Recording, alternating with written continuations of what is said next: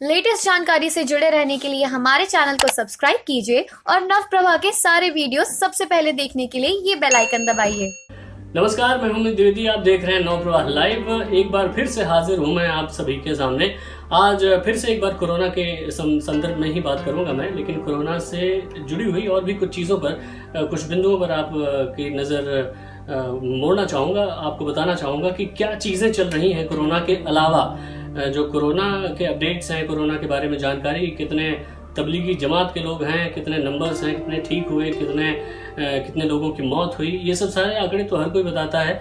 लेकिन इसके बीच में जो चीज़ें होती हैं वो कहीं न कहीं छूट जाती हैं। डिबेट का हिस्सा होता है न्यूज़ चैनल्स के, लेकिन वो लंबी दूरी तक बात नहीं होती है, चीज़ें विस्तार से बताते नहीं हैं। और या फिर हो सकता है हर किसी के अपने टीआरपी का मामला होता है, तो सब उसके हिसाब से चीज़ें करते हैं। लेकिन आज मैं इस पूरे कोरोना के मामले में जो चीज़ें हुई हैं, जिन चीज़ों ने देशवासियों को, कुछ कमेंट्स ने, जिन कुछ बयानों ने लोगों का दिल दुखाया है, उस पर चर्चा करेंगे। जी हाँ, तो आप समझ गए होंगे कि मैं किसकी बात कर रहा हूँ। जी, मैं बात कर रहा हूँ अरुंधति रॉय की।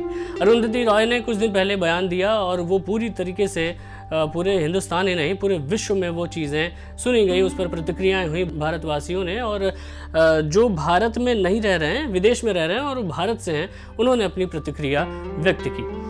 अब सीधी सीधी बात करते हैं। इसके पहले मुस्लिम हो, चाहे ईसाई हो, चाहे सिख हो, हिंदू हो या बौद्ध हो, कोई भी धर्म का हो, कोई किसी भी जाति का हो, पूरी तरीके से संगठित एक रूप नज़र आया कोरोना के विरुद्ध।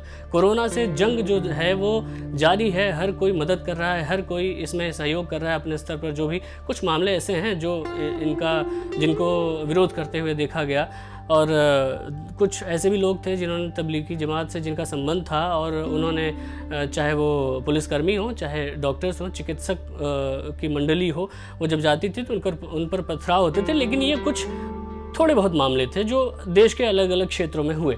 लेकिन इसके अलावा चाहे वो किसी भी धर्म और जाति संप्रदाय का हो, उसने कोरोना को लेकर बहुत मजबूती से लड़ाई लड़ी और भारत के प्रधानमंत्री और पूरे देश का साथ दिया। अरुंधति रॉय, जो हमेशा अपने अजीबोगरीब बयानों के लिए जानी जाती हैं, काफ़ी मशहूर लेखिका हैं, उनको बुकर अवार्ड भी मिल चुका है और भी कई पुरस्कारों से उनको नवाजा जा चुका है। लेकिन उनके कुछ ऐसे बयानों का इतिहास रहा है अरुंधति रॉय का। चाहे वो कश्मीर को लेकर बयान हो, चाहे वो अफजल गुरु को लेकर बयान हो, चाहे प्रधानमंत्री नरेंद्र मोदी एनआरसी और सीए को लेकर बयान हो, या फिर बाकी जो अभी कुछ दिन पहले उन्होंने 2-4 दिन पहले हाल फिलहाल में उन्होंने जो बातें कही वो बयान हो। अब मैं कुछ अरुंधति रॉय के बयानों पर आपकी नज़र डालना चाहूँगा, आपको बताना चाहूँगा कि अरुंधति रॉय ने पिछले 10-12 सालों में क्या क्या चीज़ें की हैं जिससे वो हमेशा चर्चा में रही हैं। अरुंधति रॉय के बयानों को लेकर जो मैं बातें आपके सामने रख रहा हूँ वो मनगढ़ंत नहीं है। मीडिया की रिपोर्ट्स अलग अलग हैं, उनके बयान जो छपे हैं या उनकी किताबों से लिए गए जो उनके बयान हैं, उन्होंने जो किताबों में लिखा है वो पढ़ के मैं आपको सुनाता हूँ। आप बस वो ध्यान से सुनिएगा कि मैं आपको क्या पढ़ के सुना रहा हूँ। एक किताब के मुताबिक उन्होंने लिखा है कि कश्मीर पर आखिरी हक कश्मीरियों का है और वो आज़ादी चाहते हैं। हमें उनके फैसले का सम्मान करना चाहिए। इस लेख के बाद दोस्तों, अरुंधति रॉय जो थी वो कश्मीरी अलगाववादियों की चीयर लीडर बन गई और हर अलगाववादी ने अपने अपने तरीके से उनका इस्तेमाल करना शुरू किया।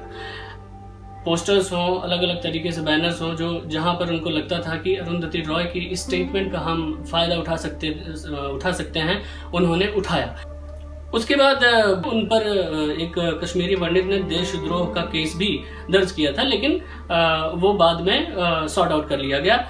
अरुंधति रॉय ने अपने एक स्टेटमेंट में ये भी कहा था कि अगर उनके ऊपर देशद्रोह का मुकदमा चला है तो नेहरू पर भी मरने के बाद देशद्रोह का मुकदमा चलना चाहिए, क्योंकि उन्होंने भी कश्मीर को लेकर अपने मन की बात कही थी।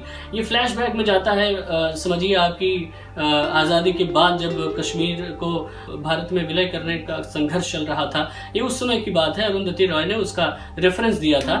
फिलहाल ये बयान अरुंधति रॉय का है जो एक मीडिया हाउस ने पब्लिश किया है। अफजल गुरु के बारे में आप जानते ही होंगे, 2001 में संसद पर हमला करने के जुर्म में उनको फांसी दी गई थी। अब अरुंधति रॉय जो हमारे देश का न्यायालय है उसके अगेंस्ट में भी जाती हैं और अगेंस्ट में जाकर भावनात्मक टिप्पणी करती हैं हमारे कोर्ट के फैसले के विरुद्ध भी। अब आप देखिए अरुंधति रॉय कहती क्या है।